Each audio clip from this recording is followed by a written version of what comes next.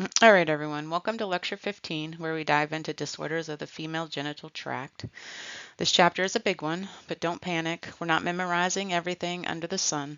Our goal is to understand what's normal, what goes wrong, and most importantly for histotechnologists, what these tissues look like under the microscope and why. You'll notice pretty quickly that this chapter is extremely epithelium heavy, hormone driven, and cyclic, which means timing matters a lot. If you've ever wondered why path reports always say something like consistent with proliferative endometrium, this lecture is your moment. Before we can talk pathology, we have to talk anatomy, because pathology makes absolutely no sense without knowing what tissue you're actually looking at. The female reproductive system includes external genitalia, internal organs, multiple epithelial types, smooth muscle, and hormone-responsive glands. And yes, every single one of those matters in histology. From a lab perspective, this is one of the most diverse organ systems you'll gross and stain. Squamous epithelium, columnar epithelium, ciliated cells, mucus-secreting glands, and hormone stromal changes. Basically, if you like variety, this system delivers. Let's start externally and work our way in, like a well-organized grossing protocol. Here, you're seeing the external genital structures, collectively referred to as the vulva. Key structures to recognize, and yes, you absolutely should know these. We have the mons pubis, which is the fatty pad over the pubic symphysis. We have the labia majora, which is keratinized skin with hair follicles and sebaceous glands. We have the labia minora, which are non-keratinized stratified squamous epithelium. There's the clitoris, which is the highly innervated erectile tissue. The urethral orifice, and then the vaginal introitus. There's also the perineum and the anus, which is included because pathology does not respect anatomical boundaries, okay? The labia majora resembles skin elsewhere on the body, so you'll see hair follicles, sweat glands, and sebaceous glands, while the labia minora resemble mucosa, so no hair follicles, no keratin layer, and more delicate epithelium. Why does that matter? Because carcinomas behave differently depending on epithelium type, and the pathologist will absolutely care which side of the line a lesion falls on. Okay? A fun but useful fact, the vulva includes 3 different epithelial environments within just a few centimeters. So we have keratinized skin, non-keratinized squamous mucosa, and some transitional zones. That's one reason vulvar pathology can look chaotic under the microscope. In the lab, vulvar specimens often come in as punch biopsies, excisions, or wide local resections. Orientation, margin ink, and careful embedding matter, especially when dysplasia or carcinoma is suspected. One flipped biopsy equals one very annoyed pathologist. Ask me how I know. Now moving internally, this is where things get histologically fun. Key internal structures include ovaries, fallopian tubes, also referred to as uterine tubes, the uterus, the cervix, and the vagina. What I want you focusing on here is epithelial transitions, because pathology loves transition zones. These epithelial transitions are where disease tends to develop. So columnar, we'd end up with something squamous. Glandular, there'd be on the surface epithelium, okay? Which should immediately make you think of cervical dysplasia, HPV infection, or carcinoma development. If there's a junction, pathology is probably hanging out nearby. This slide gives us both front and side views, which helps explain why sampling matters so much. Let's break it down histologically. With fallopian tubes, they are lined by ciliated columnar epithelium. The cilia help move the ovum towards the uterus. If those cilia are damaged, say from infection or inflammation, then ectopic pregnancy risks increase. Loss of cilia equals very noticeable microscopically, okay? Uterus. The uterus has 3 major layers. The endometrium, which is hormone responsive, changes monthly, and is the source of most abnormal uterine bleeding. Then there's the myometrium. This is thick, smooth muscle, and this is where leiomyomas or fibroids live. Then we have the perimetrium, which is the serosal surface. When you're embedding uterine tissue, knowing which layer you're in actually matters, especially when staging malignancies. Okay. The cervix, we have the cervical canal, which is made of columnar epithelium. We have the ectocervix, which is stratified squamous epithelium. And right between them, the transformation zone. So yes, that transformation zone, the one responsible for approximately 90% of all cervical cancers. Here we have a gross specimen of the uterus with adnexa, so the ovaries and fallopian tubes intact. From a grossing perspective, this is a very common specimen you'll encounter. It comes from a hysterectomy, a total hysterectomy with bilateral salpingo-oophorectomy, or TAH-BSO, your future favorite abbreviation. Things pathologists care deeply about is the endometrial thickness, myometrial invasion, cervical involvement, ovarian masses, and tubal abnormalities. Okay. From the histology side, this means multiple cassettes, multiple tissue types, and yes, lots of labeling accuracy required. Because mixing up endometrium and cervix is a fast track to a very uncomfortable phone call. Fun and useful fact, the endometrium is one of the only tissues in the adult human body that completely regenerates itself on a monthly basis, which is impressive and also explains why it's so hormonally dramatic. All right, before we can understand anything that goes wrong in the female reproductive system, we have to talk hormones, because honestly, estrogen and progesterone are running this entire show. Let's start with estrogen, the multitasker. Estrogen is responsible for the development and maintenance of female reproductive structures. That includes the uterus, fallopian tubes, cervix, and vagina. Basically, the architectural framework of the system. It also drives secondary sex characteristics, including breast development and fat distribution. That's why fat deposition tends to occur in the breast, buttocks, and thighs. This is not random storage, this is hormonally programmed real estate. Estrogen also stimulates mammary ductal development, which is going to matter later when we talk about breast pathology. Histology tie-in. Estrogen receptors are found in epithelial and stromal cells, which explains why estrogen exposure plays such a big role in hyperplasia and carcinoma development. Now progesterone. Estrogen's slightly calmer but very important coworker. Progesterone's main job is preparing the endometrium for implantation. It thickens the lining, increases glandular secretion, and tells the uterus, hey, we might need this space. It also prepares the mammary glands for lactation, particularly lobulo-alveolar development. And estrogen builds the house. Progesterone furnishes it and puts snacks in the fridge. So that hormone flow diagram on the slide shows the hypothalamic pituitary ovarian axis, the classic feedback loop involving the GnRH, FSH, LH, and ovarian hormone release. When this loop gets disrupted, pathology usually follows. This slide looks busy, and that's because the menstrual cycle absolutely is. What you're seeing here is 3 cycles stacked on top of each other. The gonadotropin cycle, which consists of FSH and LH, the ovarian cycle, and the endometrium cycle. And all 3 must stay in sync. During the follicular phase, FSH stimulates follicle development in the ovary. Granulosa cells start producing estrogen, which thickens the endometrium. That's the proliferative phase histologically. Then we hit the famous LH surge. Ovulation occurs and the dominant follicle ruptures. That follicle doesn't disappear. It transforms into the corpus luteum, which begins secreting progesterone. Progesterone converts the endometrium from proliferative to secretory. The glands become coiled, the cytoplasm becomes vacuolated, and the stroma becomes edematous. If implantation doesn't occur, hormone levels drop. The spiral arteries constrict, and the functional layer sheds. A histology fun fact, menstruation is technically controlled ischemic necrosis. Very polite necrosis, but necrosis nonetheless.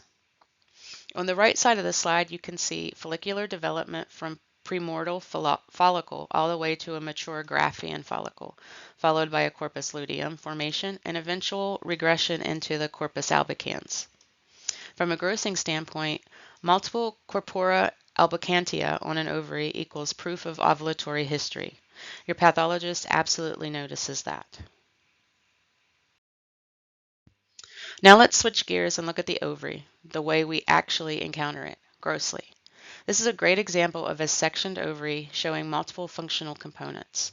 Okay, you can see the yellow-orange tissue from the corpus luteum activity, areas of old scarring consistent with the corpora albicantia, follicular spaces at various stages of development. The ovary is not a smooth, uniform organ. It's bumpy, scarred, and constantly remodeling. The cortex contains follicles at various stages, and the medulla contains vessels, nerves, and connective tissue.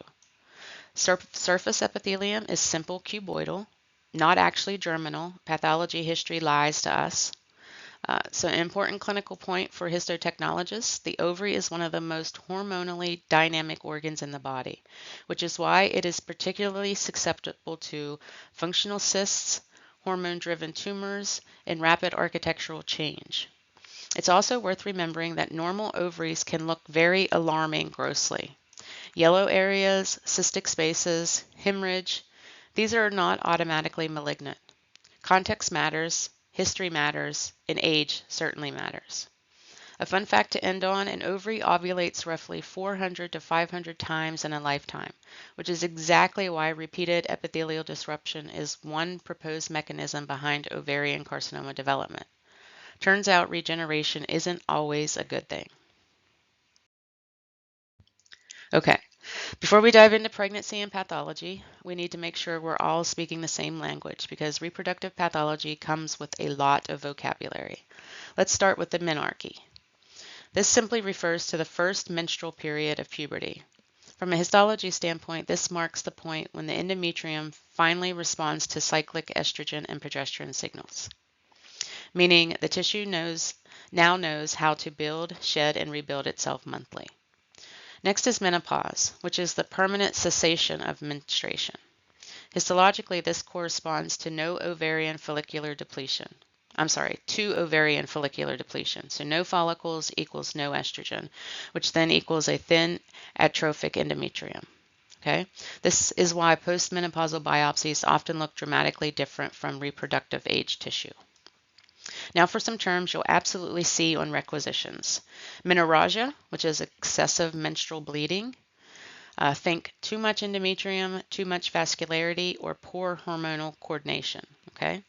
Then we have metrorrhagia, which is irregular bleeding between cycles. This is a red flag word clinically and often triggers endometrial biopsy to rule out hyperplasia or malignancy. Then there's dysmenorrhea, which is painful cramping during menstruation, often related to prostate glandulin release causing strong myometrial contractions. So translation, the uterus choosing violence. And finally, we have amenorrhea, which is absence of menstruation. This can be physiologic, pathologic, hormonal, structural, or stress-related, because apparently the reproductive system is extremely sensitive to life in general. And a histology fun fact here is the endometrial tissue is one of the only tissues in the body that is designed to repeatedly grow, differentiate, break down, bleed, and regenerate on purpose every single month. The skin wishes it had that kind of regenerative confidence. Now this slide is our transition point from cycling endometrium to commitment mode. Pregnancy begins when fertilization occurs in the fallopian tube, followed by implantation in the endometrium, usually within the posterior superior uterine wall. Histologically, one implantation occurs, everything changes. Instead of shedding, the endometrium transforms into the decidua, a thick, nutrient-rich, hormone-responsive tissue designed to support the embryo.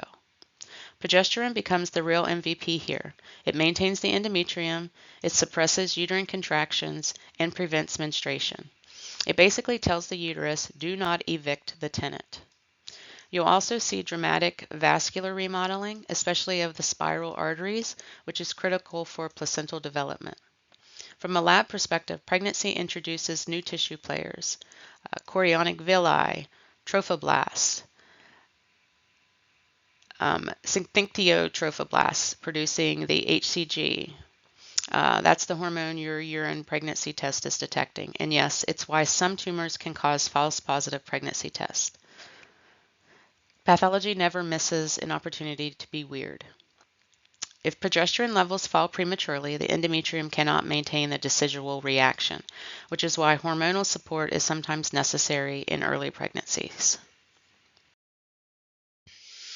Infertility is defined clinically as the inability to conceive after 12 months of unprotected intercourse, and from a pathology standpoint, it's often structural, inflammatory, or hormonal. One of the most common causes is fallopian tube scarring, frequently due to sexually transmitted infections leading to pelvic inflammatory disease, or PID. Histologically, PID can leave behind fibrosis, adhesions, distorted cilia, and permanently damaged tubal epithelium. Once those cilia are gone, the egg transport becomes nearly impossible. Another major cause is endometriosis, so ectopic endometrial glands and stroma growing where they absolutely do not belong. These glands still respond to hormones, still bleed cyclically, and still cause inflammation, just not in helpful locations. Then we have uterine fibroids, or leiomyomas. They are benign, smooth muscle tumors and estrogen sensitive, and they can also distort the uterine cavity. From a histology perspective, these are classic whorled bundles of smooth muscle. They are beautiful under the microscope, problematic for implantation though. Other contributors include cervical mucus hostile to sperm, irregular or absent ovulation, hypothalamic or pituitary disorders affecting FSH and LH signaling. So basically, infertility can occur at any level of the reproductive axis: the brain, the ovary, the tube, the uterus, or the cervix. Many infertility diagnoses are ultimately confirmed through tissue, so biopsies, curettings, salpingectomy specimens, making this area very relevant to what you'll see in surgical pathology. Fun fact, the fallopian tube epithelium, ciliated columnar cells, is one of the few places in the body where ciliary motion directly determines reproductive success. Okay. All right, now we officially enter the pregnancy portion of Chapter 17. So pregnancy begins with fertilization, which typically occurs in the ampulla of the fallopian tube, not in the uterus itself. This is an important anatomic detail because when implantation happens anywhere other than the uterine cavity, we start thinking ectopic pregnancy, which pathology definitely cares about. Once fertilization occurs, the zygote begins rapid mitotic division while traveling towards the uterus. By the time it arrives, it's no longer just an egg and a sperm, but a developing blastocyst looking for a permanent address. Implantation occurs in the endometrium, specifically during the secretory phase, when progesterone has thickened the lining and loaded it with nutrients.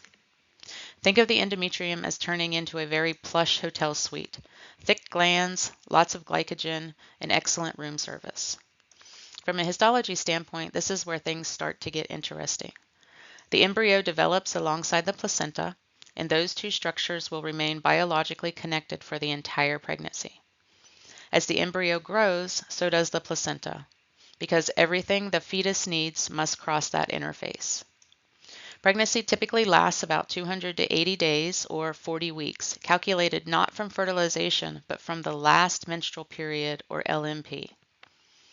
Yes, medicine starts counting before conception even happens, because medicine likes chaos. That 40-week period is divided into 3 trimesters, each with very different physiologic and histologic priorities. The first trimester is organ development.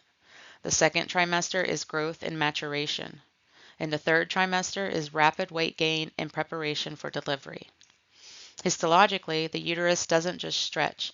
It undergoes massive smooth muscle hypertrophy, vascular expansion, and remodeling that would make any other organ file a formal complaint. Now let's talk about the placenta, arguably one of the most impressive temporary organs the human body ever creates. The placenta forms as the developing trophoblast buries into the endometrium, establishing a shared interface between maternal and fetal circulation. Important distinction here, maternal and fetal blood do not directly mix. Instead, exchange occurs across a specialized barrier made primarily of chorionic villi, which are bathed in maternal blood within the intravillous spaces. From a histology perspective, those villi are beautiful and busy. They contain fetal capillaries, connective tissue stroma, and a trophoblastic lining specialized for exchange.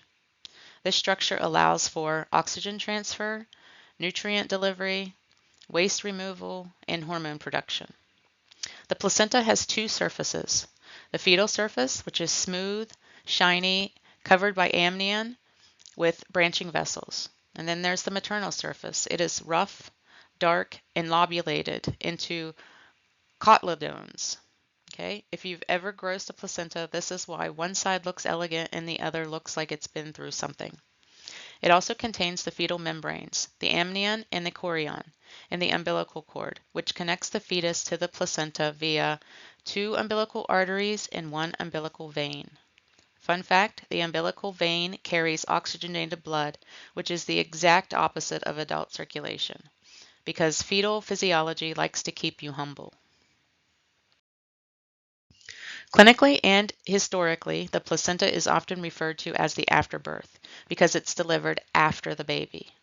Once the fetus is born, the placenta's job is complete and it separates from the uterine wall through a combination of uterine contraction, vascular collapse, and controlled tissue separation. From a pathology standpoint, retained placental tissue is a major concern because it can lead to postpartum hemorrhage, infection, or subinvolution of the uterus, which is why placentas are routinely examined after delivery. Grossly, a normal placenta should be discoid in shape, approximately 15 to 20 centimeters in diameter, spongy but intact, and free from excessive infarction or abnormal adherence.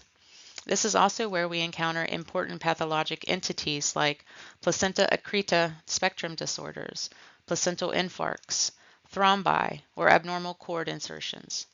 Histologically, the placenta is fascinating because it functions as lung, kidney, liver, and endocrine organ all rolled into one temporary structure. And then, once pregnancy ends, it's gone. No regeneration, no repair, just a biologic mic drop. A fun fact to end on here, the placenta is one of the few human organs derived from two individuals, maternal tissue and fetal tissue working together to support life. What makes it not only impressive histologically, but kind of poetic in a very science nerd way. Now we're going to talk about what happens when the placenta decides it's done working before the pregnancy is over. Placental abruption means the placenta detaches from the uterine wall too early. This is not a slow drift, it's an acute, very dangerous separation. From a histology standpoint, what's happening here is disruption of the maternal-fetal interface. The decidua basialis separates from the chorionic villi, tearing maternal blood vessels in the process. That bleeding can be massive. So now you have two simultaneous emergencies. The mother is losing blood volume, sometimes rapidly, and the fetus is losing oxygen supply because those intravillous spaces are no longer receiving maternal blood. Common risk factors include maternal hypertension, trauma, think motor vehicle accidents or falls, or cocaine or other stimulant use. Histologically, placental abruption often shows retroplacental hematoma, compression and collapse of the villi, and areas of infarction.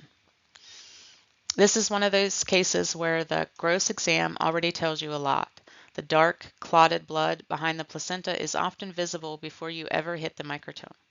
Treatment is immediate and aggressive, usually an emergent C-section along with blood transfusions for the birthing parent.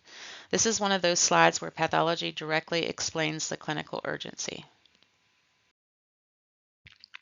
Now we swing the opposite direction. Instead of detaching too early, sometimes the placenta refuses to let go at all. This group of disorders is collectively called the placenta accreta spectrum. Let's break it down histologically. Placenta accreta Is chorionic villi attached too deeply into the myometrium? There is little or no decidua basialis acting as a barrier.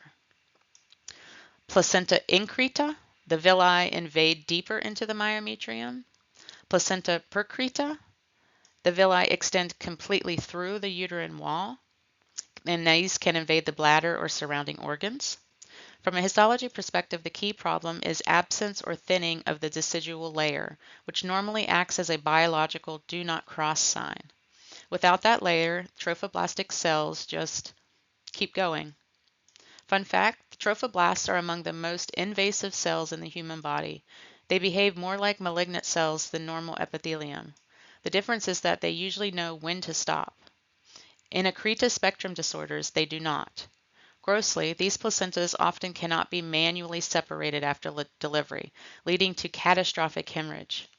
Many cases require a planned C-section or even a hysterectomy at delivery, which makes early diagnosis absolutely critical. Pathology once again explains the why. Finally, let's talk about location. For the placenta to function safely, it has to implant in the right area of the uterus, typically the upper posterior wall.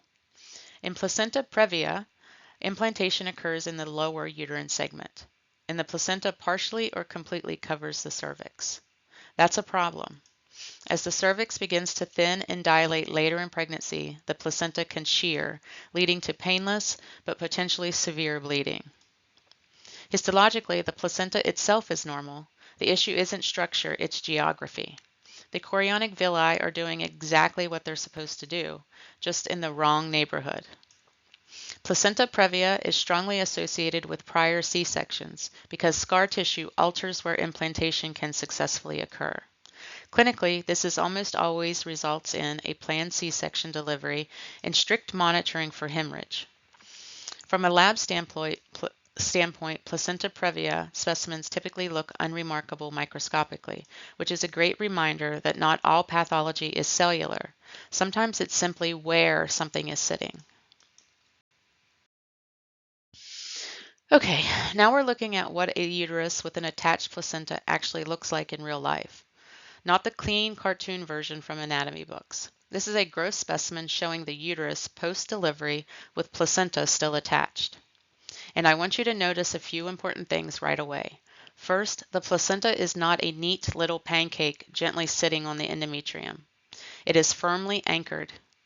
That attachment happens through the decidua basalis, where fetal chorionic villi interdigitate with maternal tissue. Histology-wise, this is a beautifully complex interface. Chorionic villi lined by syncytotrophoblast and cytotrophoblast. Maternal blood bathing those villi directly. No mixing of fetal and maternal blood, but extremely close contact. Think of it as the most intense neighbors sharing a fence situation in human biology. Also notice the umbilical cord insertion. That cord contains, again, 2 umbilical arteries and 1 umbilical vein, all cushioned within Wharton's jelly, a specialized mucoid connective tissue that histotechs absolutely love identifying under the microscope.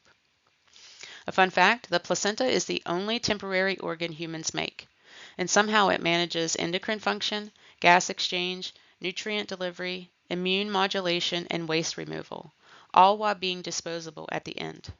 No pressure, placenta, no pressure. Here we have the uterus open to reveal the fetal surface of the placenta still in place. This bluish, shiny side you're seeing is the amnion and chorion, which together form the fetal membranes. That branching tree-like pattern underneath, those are the chorionic vessels, radiating outward from the umbilical cord insertion like a vascular spider web. From a histology perspective, this slide connects beautifully to what you'll see microscopically. Chorionic villi branching repeatedly, each villus containing fetal capillaries, surrounded by maternal blood within the intravillous spaces. This is why placental tissue looks so chaotic under the microscope, because it's designed for maximum surface area, not aesthetic organization. If you ever wondered why placenta blocks feel spongy during grossing, that's because they're packed with vascular spaces, loose connective tissue, and edematous stroma. It's basically a biologic exchange spun. Another fun fact, at term, the placenta receives about 500 to 700 milliliters of maternal blood per minute. That's roughly 10% of cardiac output, which explains why placental complications can turn into emergencies very, very quickly. Now we move from normal anatomy into pathology territory, specifically placenta increta. Remember from the previous slide sequence, accreta is attached too deeply. Increta invades into the myometrium, and percreta goes all the way through the uterine wall. This specimen is a classic example of increta. Grossly, you'll notice loss of the normal plane of separation, placental tissue appearing inseparable from the myometrium, an irregular invasive interface rather than a smooth decidual boundary. Histologically, the problem is simple but dangerous. The decidua basalis is absent or deficient. Without that barrier, the trophoblasts just keep doing what trophoblasts do best. They invade. And unfortunately, they do it extremely well. Under the microscope, you would see chorionic villi embedded directly within myometrial muscle fibers, absence of normal decidual tissue, and disorganized interface instead of a clean separation zone. This is not a subtle finding histologically. When you see villi sitting inside smooth muscle bundles, alarms go off immediately. A fun and slightly terrifying fact is that placenta accreta spectrum disorders are strongly associated with prior uterine surgery, especially previous C-sections. So more scars equals less normal decidua, which equals more opportunity for abnormal implantation. Clinically, these cases often require planned surgical delivery, massive transfusion protocols, and sometimes hysterectomy to control hemorrhage. From a histology standpoint, this is one of those specimens where orientation, sampling, and margin documentation matter enormously. Because what we're really being asked is, where exactly did those villi go and how far did they invade? Now we shift gears a bit and talk about diseases of pregnancy. Up to this point, we focused on what normal pregnancy and placentation look like. Proper implantation, appropriate depth of invasion, and a placenta that knows when to attach and when to let go. Unfortunately, pregnancy is one of those biologic processes where very small abnormalities at the tissue level can have very big clinical consequences. From a histology perspective, many of these disorders trace back to abnormal trophoblast invasion, defective spiral artery remodeling, and poor placental perfusion, or abnormal placental separation. In other words, when the placenta misbehaves, everything downstream feels it. Over the next few slides, we'll focus on some of the most common and clinically important complications, and as always, we'll connect what's happening microscopically to what clinicians see macroscopically and clinically. All right, let's start with one of the most important, preeclampsia, also known historically as toxemia of pregnancy. Clinically, preeclampsia is defined by three major findings: hypertension, where the blood pressure goes up; proteinuria, where the protein leaking into the urine; and edema, especially the hands, face, and lower extremities. From a histology standpoint, the root problem isn't actually maternal blood pressure, it's the placenta. In normal pregnancy, trophoblasts invade the spiral arteries and remodel them into wide, low-resistance vessels. In preeclampsia, that invasion is shallow and incomplete. What does that mean? Placental blood flow becomes high resistance. The placenta becomes relatively hypoxic. Damaged placental tissue releases inflammatory mediators, and those mediators injure maternal epithelial cells. The result? Systemic vasoconstriction, hence the hypertension. If the condition progresses and seizures occur, the diagnosis becomes eclampsia. Treatment depends largely on gestational age. So greater than or equal to 36 weeks, delivery is usually the safest. If it's under 36 weeks, then they'll make attempts to prolong pregnancy long enough for fetal lung maturation. This may include antihypertensive medications, magnesium sulfate to prevent seizures, or bed rest in severe cases. And a terminology reminder you'll see frequently in charts: any live birth between 22 and 38 weeks is considered a premature birth. Okay. Fun fact, despite being called toxemia, no actual toxin has ever been identified. The name stuck long before we understood placental vascular pathology.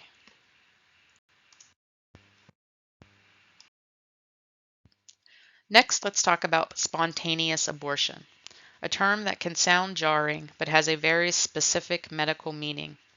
In pathology and obstetrics, abortion simply means interruption of pregnancy, whether incidental, accidental, or intentional. A spontaneous abortion refers specifically to pregnancy loss without medical or surgical intervention. Statistically, this is unfortunately common. Approximately 1 out of every 5 pregnancies ends spontaneously. The vast majority occur during the first trimester. From a histologic and genetic standpoint, most spontaneous abortions are due to abnormal chromosomes, so errors during early embryonic cell division, non-viable embryonic development. Essentially, development cannot proceed normally at the molecular level. From a tissue perspective, one important clinical concern is retained products of conception. All placental tissue must be expelled. If chorionic villi remains within the uterus, they act as necrotic tissue. They provide a nidus for bacterial growth, and they can lead to severe uterine infection and hemorrhage. This is why pathologic evaluation of past tissue and confirmation of complete evacuation is clinically critical. When examining tissue from spontaneous abortion, you may see immature or hydropic chorionic villi, poor vascular development, absence of normal fetal vessels, and extensive hemorrhage or necrosis. These findings help confirm both diagnosis and completeness of expulsion. All right, now we're talking about one of those wrong place, wrong time situations. An ectopic pregnancy occurs when a fertilized egg implants outside the uterus, and about 90% of the time that location is the fallopian tube. From a histology standpoint, this makes total sense and also explains why this is so dangerous. The fallopian tube was designed for transport, not expansion. It has thin walls, limited smooth muscle, and absolutely zero structural interest in supporting a growing pregnancy. So as trophoblastic tissue begins invading, doing what trophoblasts do best, it starts eroding into tissue that simply cannot accommodate it. Some ectopic pregnancies cause symptoms early, like abdominal pain or bleeding. Others are completely silent and only picked up on ultrasound. That's what makes them so dangerous. If the tube ruptures, the result can be massive internal hemorrhage, which is why ectopic pregnancy remains the leading cause of maternal mortality in the first trimester. Histology fun fact, even in ectopic implantation, trophoblasts still form chorionic villi. They're just invading tissue that was never meant to be invaded. The biology is working, the geography is not. Now we shift gears into a really fascinating and very histology heavy group of conditions called gestational trophoblastic neoplasms. The key word here is trophoblast. Remember, trophoblasts are the cells responsible for implantation and placenta formation. They are naturally invasive, highly proliferative, and hormonally active, which means when they go rogue, they really go rogue. A mole simply means a mass, and in this context, we're talking about hydatidiform moles, also known as molar pregnancies. In these cases, a fertilized egg implants normally into the uterus, but instead of forming a viable embryo, it develops into an abnormal placental mass. Grossly, these appear as grape-like vesicles, which represent swollen chorionic villi filled with fluid. Depending on the type, the pregnancy may or may not contain fetal parts, and those parts are typically non-viable. These occur most commonly at the extremes of reproductive age, so teenagers and individuals over 40, which likely reflects underlying chromosomal vulnerability. A histology pearl here is if you ever see diffusely hydropic villi with circumferential trophoblastic proliferation, your spidey sense should immediately say, this is not a normal placenta. Let's zoom in on one specific type, the complete mole. That is where genetics gets weird in the most pathology-loving way possible. A complete mole forms when one or two sperm fertilize an empty egg, meaning the egg has no maternal nuclear DNA. So all the chromosomes come from the father.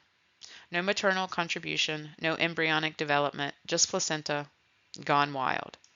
There are two main genetic outcomes. One sperm fertilizes the empty egg and then duplicates, so we have 46XX. Two sperm fertilize the empty egg, again we have 46XX or 46XY. Either way, the result is purely paternal genetic material.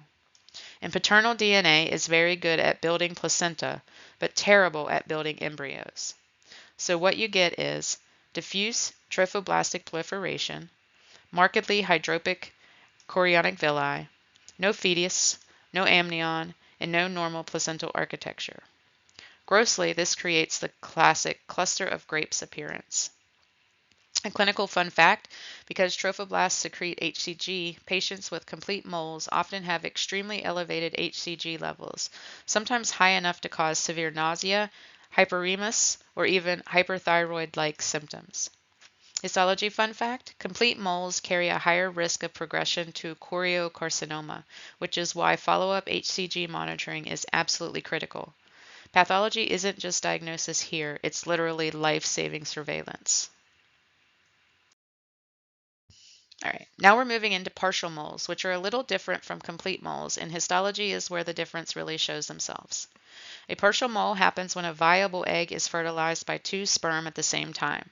That gives us 3 full sets of chromosomes, or a triploid karyotype, most commonly 69XXY, but you'll also see 69XXX or 69XYY. So genetically speaking, this embryo is enthusiastic. Too enthusiastic. Because there is maternal DNA present, some fetal tissue usually forms, but it's not viable. Development can start, but it can't finish correctly due to that extra chromosome set. From a histology standpoint, that is important. You'll see normal chorionic villi, mixed edematous hydropic villi, and focal trophoblastic proliferation, not diffuse like in complete moles. So partial moles look messy, a combination of normal and abnormal tissue all tangled together. Fun histology fact, if you ever hear someone say partial moles look patchy, that's actually a perfect description because under the microscope, they truly are. Now let's talk about the image everyone remembers. This is the classic hydatidiform mole, and yes, it really looks exactly like a cluster of grapes. Grossly, what you're seeing are markedly swollen chorionic villi filled with fluid, creating those translucent cystic structures. These villi have essentially ballooned up due to abnormal trophoblastic development and disrupted vascular formation. Histologically, these grape-like structures correspond to hydropic villi, loss of normal fetal vessels, and variable trophoblastic hyperplasia. There's no functional placental circulation happening here. From the lab perspective, this tissue is often extremely friable and edematous. It practically tells you what it is before you even get to the slide. A fun fact, the term hydatidiform comes from the Greek word meaning water droplet.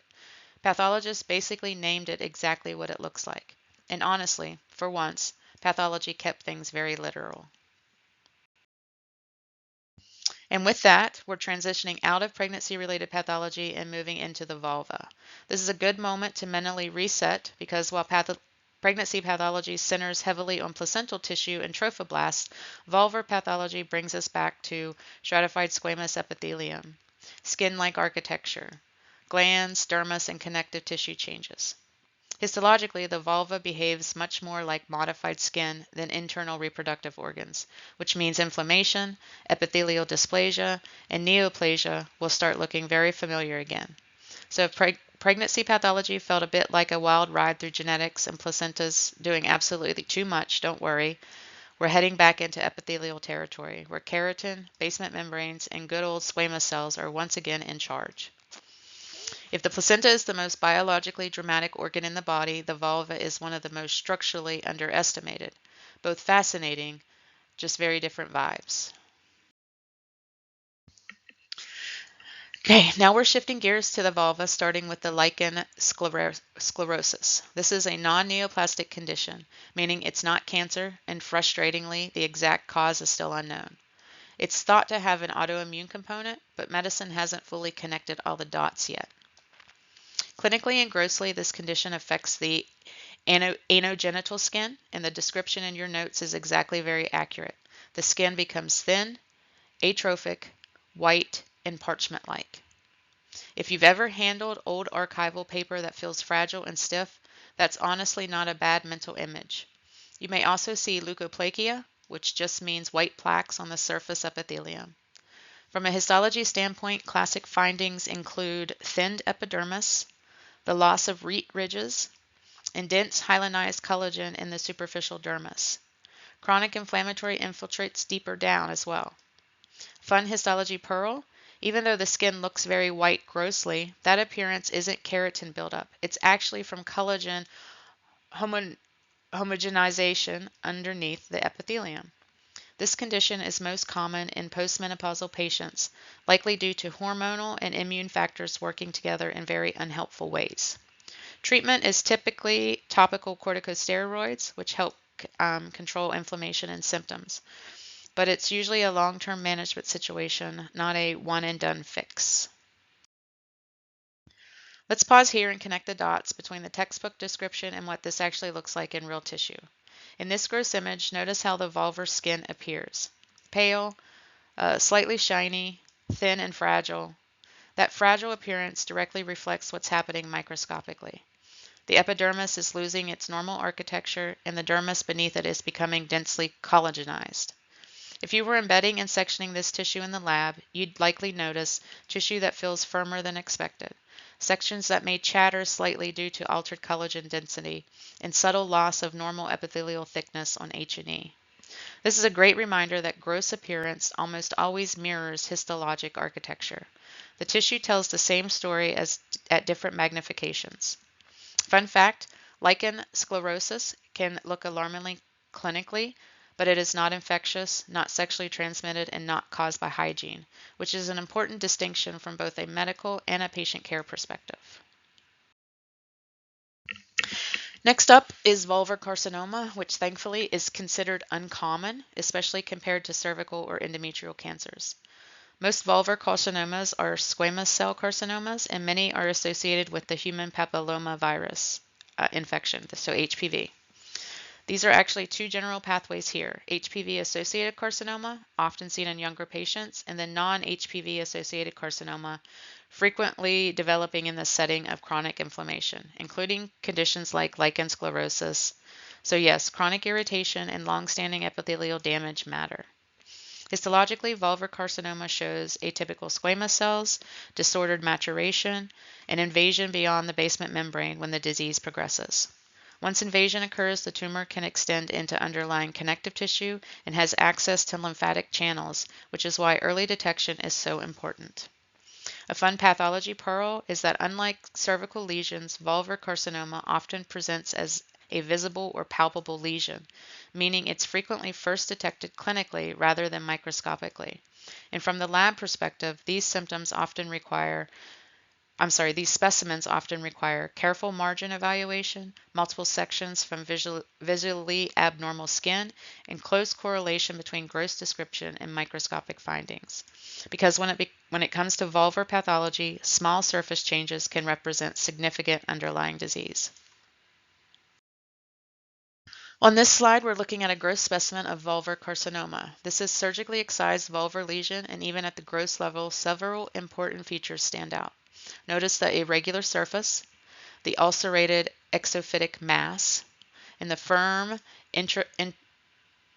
infiltrative appearance. Areas of hemorrhage and necrosis. These characteristics are classic for squamous cell carcinoma of the vulva, which accounts for about 90% of vulvar cancers. Although vulvar carcinoma is considered uncommon, it is clinically significant because it can grow locally and deeply, invade surrounding soft tissue, and spread to regional lymph nodes, particularly the inguinal nodes. From a pathology perspective, this is not just a skin lesion. This is an invasive epithelial malignancy.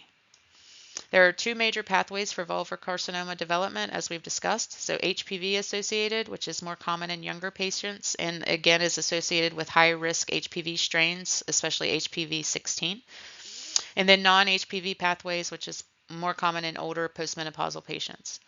And again, it often develops in the background of the lichen sclerosis or chronic inflammation or a long-standing epithelial injury. This is why earlier we emphasized that lichen sclerosis is not malignant itself, but it increases cancer risk over time.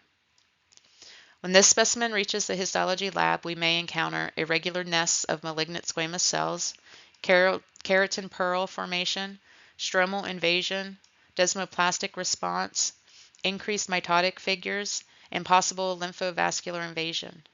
Margins are critically important, so careful orientation, inking, and sectioning are essential. This is a specimen where grossing accuracy directly affects patient care. Before we move on, this is a good place to pause and reset. We've just covered several dense and emotionally heavy topics, including pregnancy-related disorders, ectopic pregnancy, gestational trophoblastic disease, vulvar pathology, and malignancy. These topics are medically important, but they can also be mentally taxing, especially when gross images are involved.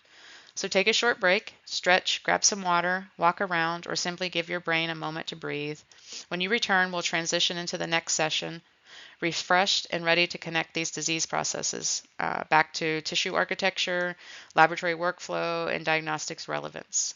Remember, pathology is complex, but understanding why tissues look the way they do is what turns information into insight. Take a breather, because you've earned it.